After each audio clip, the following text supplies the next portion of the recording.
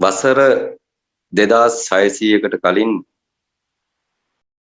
බුදුන් ඉපදුනාය බුදු වුණාය පිරුණාය කියලා තුන් පදයක් රැගෙන ආපු පිරිසට යලිත් යටගියාව මෙනෙහි කිරීම කියන තැනට ඇවිල්ලා තියෙනවා සියලු දෙනා. තථාගත ධර්මය කට්ටියන්ට විහිළුවක් වෙලා තියෙන සමයක මෛත්‍රී බෝධිසත්වයෝ කොහොමද බුදු වෙන්නේ? රහත් වීමද බුදුය කියලා කියන්නේ? ඒක නෙවෙයි නේද බුදු කියලා කියන්නේ?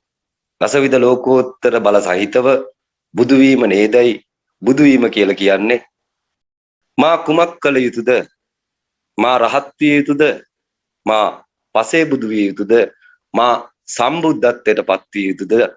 මා ඊට පසුව තථාගත අනුත්තර සම්්‍යක් සම්බුද්ධත්වයට පත් විය යුතුයි නේද?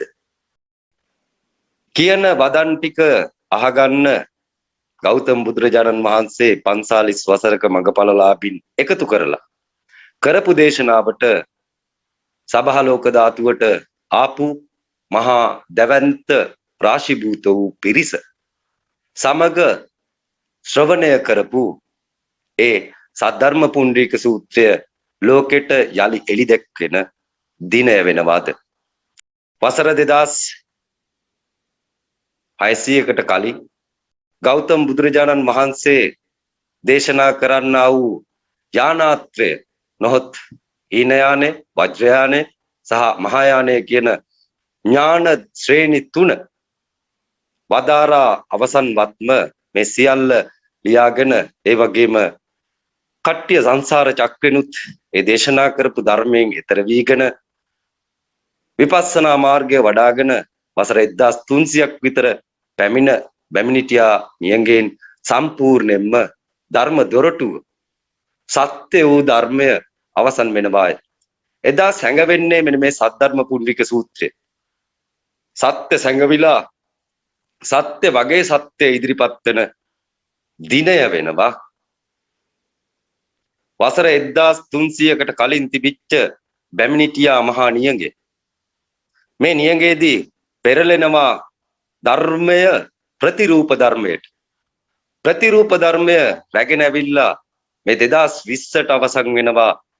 ධර්මයේද ප්‍රතිරූප ධර්මයේද සියල් වසවර්ති මාරයාගේ අතට ජල්ලි ලෝකය බාර වෙනවත් සමගම මතුබුදු වෙන්න දේශනා කරපු සූත්‍රයත් අරගෙන පැමිණිය යුතුයි මෛත්‍රිය මහ පොළොවට.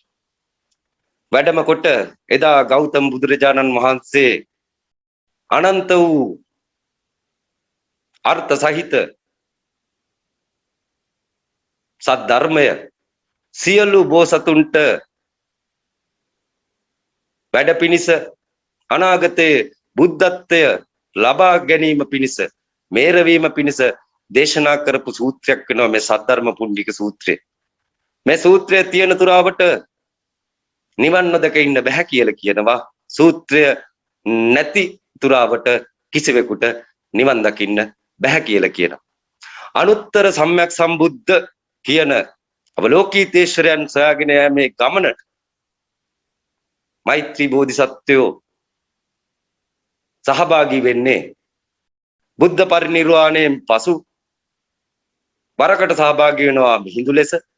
ඔහු අනුබුදු නමින් නම් කොට ගියා සියල්ල එකතු කොට යලිත් සද්ධර්මයේද ධර්මය නමින් හැඟවෙන ප්‍රතිරූප ධර්මයක යාද විනාශ වෙන වෙලාවට ඇවිල්ලා යලි ධර්මය ස්ථාපිත කළ යුතුයි. මෛත්‍රිය බුදු වුණාට පසුව ලෞතර බුද්ධත්වයට පත් වුණාට පසුව මේ ඉරහඳ ඒ බුදුන්ගේ බුදුරැස් දැකීමට ඉරහඳ පවතින තුරාවට ලෝකේ විනාශ නොවිය යුතු වෙනවා. ලෝකේ පවතින තුරාවට ඉරහඳ ඉතුරු විය යුතු වෙනවා.